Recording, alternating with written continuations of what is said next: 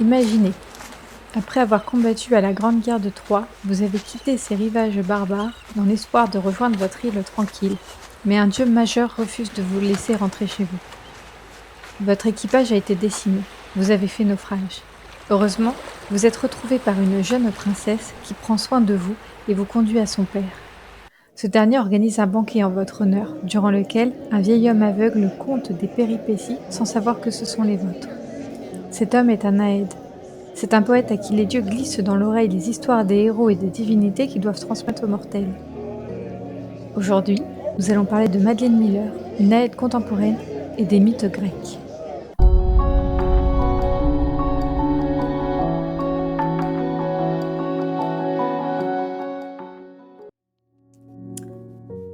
Madeline Miller est née le 24 juillet 1978 à Boston, dans le Massachusetts, d'une mère bibliothécaire et institutrice.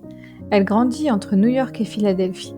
Elle obtient un doctorat à l'Université de Chicago dans un département spécifique à celle-ci, le Community and Social Thought, puis elle va à Yale pour étudier la dramaturgie. Ces deux universités sont parmi les plus prestigieuses des États-Unis et du monde. Elle y obtient dans la seconde un master en latin et en grec ancien. Par la suite, elle devient professeure de lettres classiques. Son intérêt pour la culture gréco-latine commence dès ses études secondaires, car elle étudie ces deux langues sans jamais s'arrêter de se passionner pour ces matières.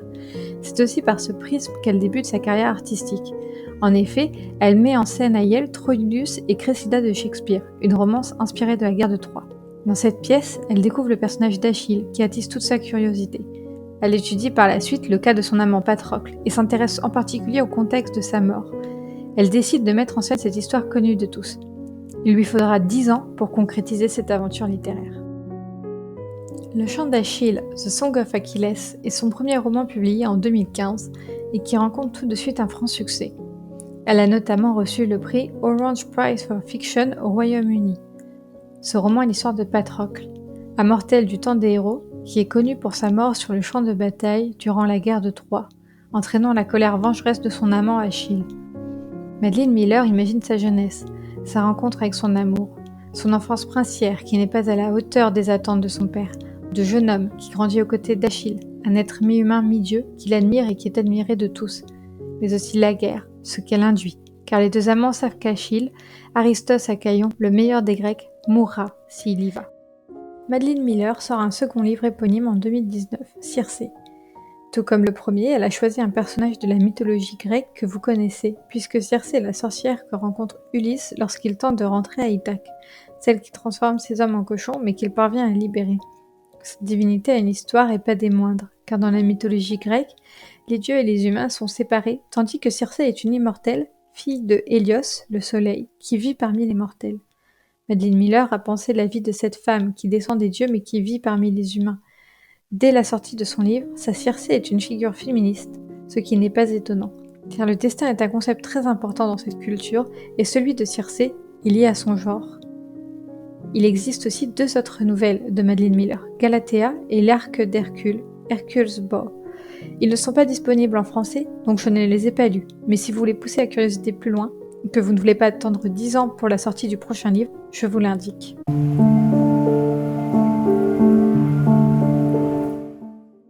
Comme je l'ai dit en introduction, Madeline Miller est une autrice qui s'inscrit dans la tradition de l'Aède. Mais avant de rentrer dans le vif du sujet, je dois vous expliquer ce qu'est un Aède.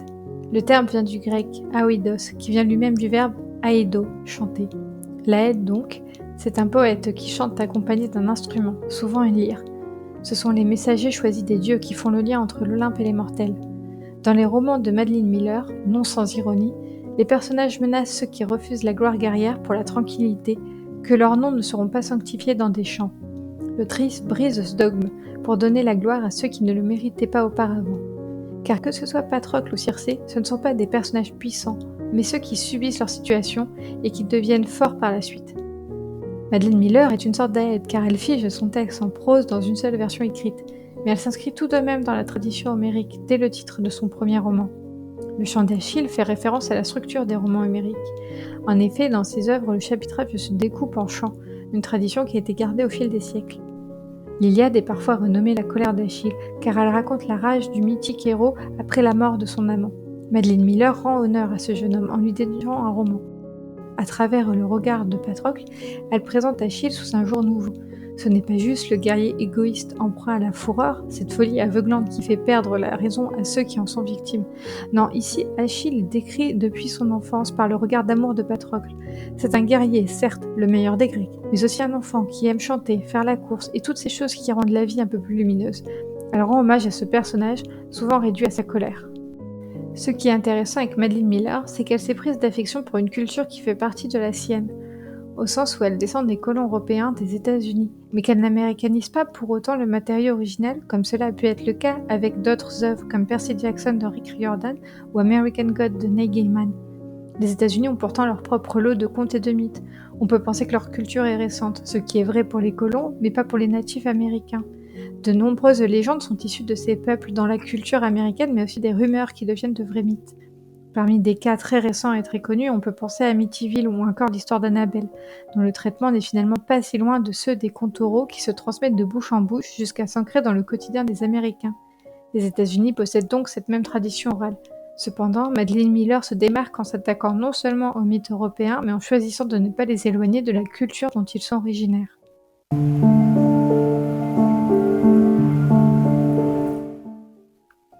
Madeline Miller s'inscrit-elle comme une autrice de romans historiques? Eh bien, elle n'est pas du tout considérée comme telle. Déjà, elle écrit sur la mythologie et non sur l'histoire en elle-même. Alors peut-être que pour certains, ça ne rentre pas dans le contexte historique, mais pour son cas, je ne suis pas d'accord. En effet, elle a beaucoup trop ancré et renseigné son récit pour que l'on ignore l'époque dans laquelle il se déroule. Pour le chant d'Achille, elle part de l'éducation des jeunes princes et des valeurs guerrières. Elle a poussé le détail de l'ancrage historique jusqu'à ce que les meubles dans son livre soient bien ceux qui étaient dans les maisons grecques, et ce sans anachronisme. Son histoire est presque un miroir de celle d'Homère.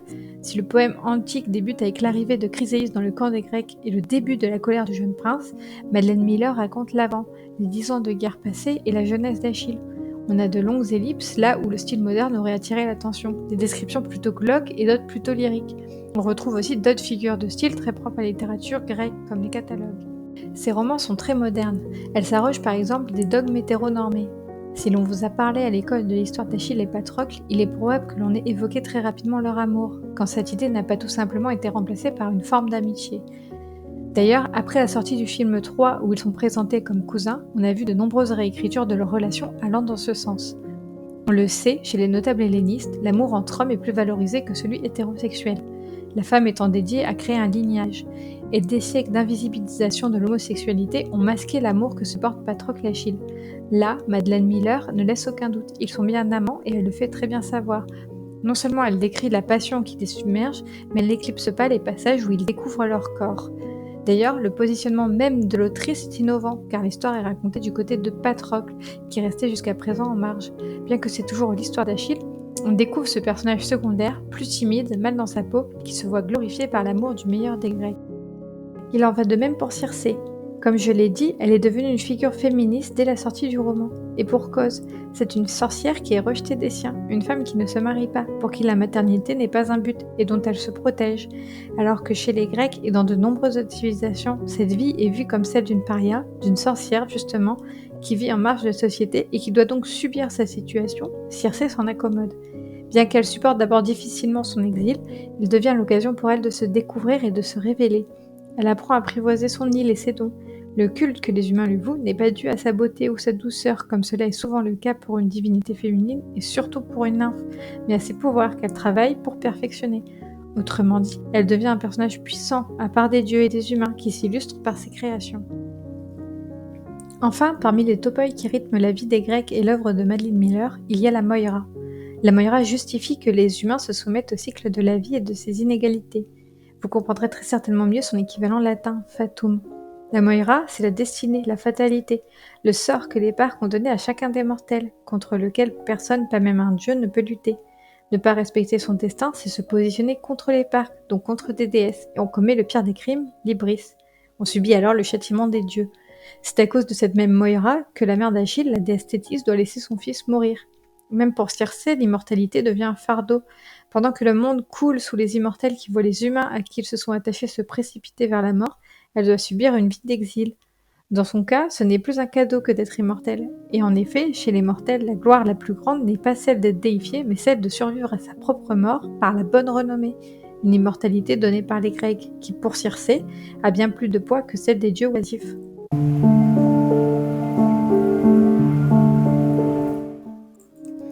La mythologie grecque nous fascine. Il n'y a qu'à voir sur YouTube le nombre de vidéos pour le comprendre. C'est un peuple qui a conquis une grande partie de l'Europe, dont l'identité ressort toujours aujourd'hui, que ce soit à travers la politique, l'architecture, jusque dans nos identités, puisqu'une grande partie des prénoms francophones dérivent du grec ancien. Ces histoires se hissent comme fondement de notre société, car elles apportent à la fois folklore et compréhension de notre monde contemporain. Dans le succès de Madeline Miller, on retrouve l'exotisme. Aussi bon que soient ses romans, je ne pense pas qu'en Europe elle aurait rencontré autant de succès. Mais sur le marché américain, son œuvre détonne. Cette observation est purement personnelle. Il y a bien entendu des livres dans le même contexte sur ce même marché. Mais des histoires où la documentation universitaire est poussée aussi loin et surtout avec un style aussi lyrique me semble plus rare. Le style de Madeline Miller est plus proche de celui européen qu'américain. Cela a attiré l'attention des médias et a permis son exportation en dehors des États-Unis. Elle a vraiment reproduit le style homérique en gardant un rythme de syntaxe assez long qui peut détonner. Cela donne un aspect vaporeux au récit qui ajoute à la légendarisation. De plus, Madeline Miller a un vocabulaire très raffiné. Cela faisait longtemps, personnellement, que je n'avais pas lu un livre où j'ai appris autant de nouveaux mots. Et ce n'est pas si étonnant car la langue anglaise est plus riche que celle française. C'est un vrai travail d'orfèvrerie. L'autrice coud littéralement chaque mot pour avoir un rendu le plus précis possible. Et puis elle innove. Par rapport au texte antique, la narration est à la première personne, ce qui nous permet d'avoir accès à la psychologie des personnages, qui était inexistante dans la littérature antique. Nous sommes plus proches d'eux, donc nous pouvons nous identifier à eux. En plus du style, beaucoup de choses se passent dans ces livres. Madeline Miller n'a pas pour but de raconter un épisode d'une épopée, comme cela est le cas dans l'Iliade ou l'Odyssée, où des dizaines d'années sont résumées en quelques vers. Non, elle, ce qu'elle veut, c'est raconter toute la vie de ses personnages. Avant même leur naissance, elle imagine la rencontre entre leurs parents, et ce jusqu'à ce qu'ils atteignent les enfers pour les mortels. Alors que ce soit Patrocle, un homme, ou Circé, une divinité, les événements se succèdent en faisant appel à des pans entiers de la mythologie grecque. Les dieux que l'on loue chez Patrocle sont des personnages chez Circé.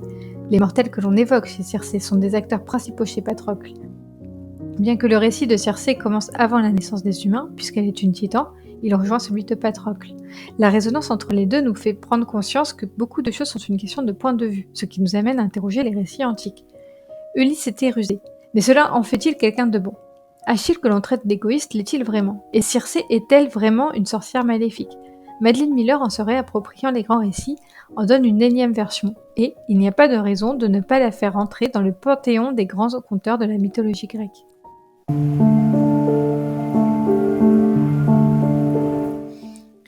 Dans la première vidéo, dont vous avez le lien en haut à droite, je disais que la littérature était sujet à interprétation. C'est exactement le travail de Madeline Miller.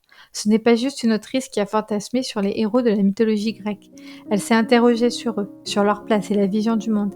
Elle a adapté des mythes légendaires aux idées de notre époque tout en gardant le contexte culturel de la leur. C'est une lecture qu'elle nous propose, pas seulement au sens propre, mais aussi figuré, comme une invitation à nous réapproprier les grands textes que l'on étudie dès l'entrée au collège et qui font partie de notre quotidien. Apparemment, son prochain livre serait sur Perséphone, la déesse du printemps et la reine des enfers. En attendant sa publication, dites-moi en commentaire ce que vous avez pensé de ces œuvres. Voilà, c'était tout pour cette vidéo, j'espère que vous avez apprécié. Si c'est le cas, mettez un pouce et abonnez-vous. Et n'oubliez pas, il n'y a pas que la couverture qui compte.